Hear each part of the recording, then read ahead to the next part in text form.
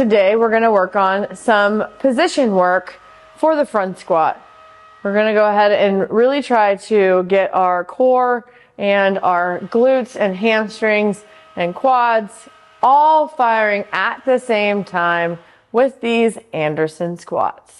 Anderson squats are going to start somewhere at the bottom of your squat. For most of you, you will be able to start with that hip crease below the knee. Others of you will need to start a little bit higher because of your lack of mobility in the hips.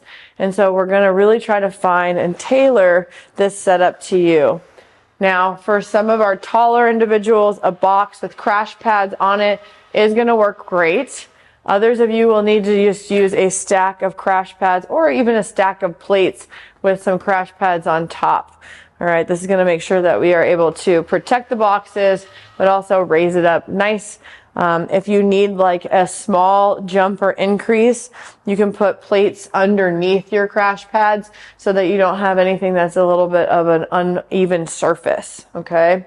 But we are going to start it down here. We're going to go ahead and get our feet. Our feet need to make sure that we're in a proper squatting stance. So you might find that these boxes are a little on the narrower side. If that's the case, take a second to just kind of push them out, okay? But we're going to go ahead. I like to use the bar to kind of help me get into position. So I kind of push it forward a little bit and then I roll it onto my shoulders. I take a big belly breath, put that down into my gut, and I stand up. I'm going to come down completely relaxed. Going to bring my hips through again, getting that chest and chin up, and we stand with that front squat. Again, I lower back down. For me, this is going to be a little on the high side for my setup, so I'm going to have to probably put the box down to 20 inches and try that. But it kind of gives you the idea of where the hips need to be in relation to that squat. All right. And again, we're going to play around with it today. So form and technique is going to be what we're going to start with. And then we can start loading yourself up, seeing how heavy you can get for a set of 5. All right. So this one's going to make you a little uncomfortable. You can set up pins or bars in the rack that can act as if you are on a setup like this.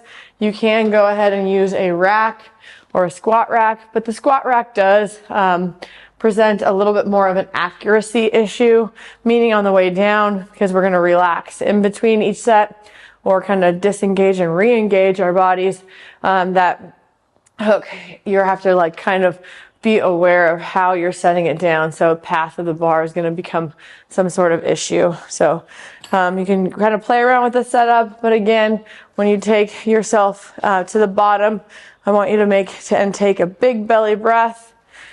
Like I said, you can use the bar to kind of pull yourself into that position, take a big belly breath, and stand up, okay?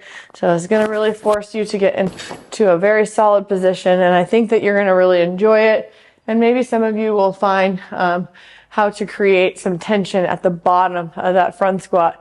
And the next time we do it from the top down, you're going to feel a little bit more strong and a little bit more secure.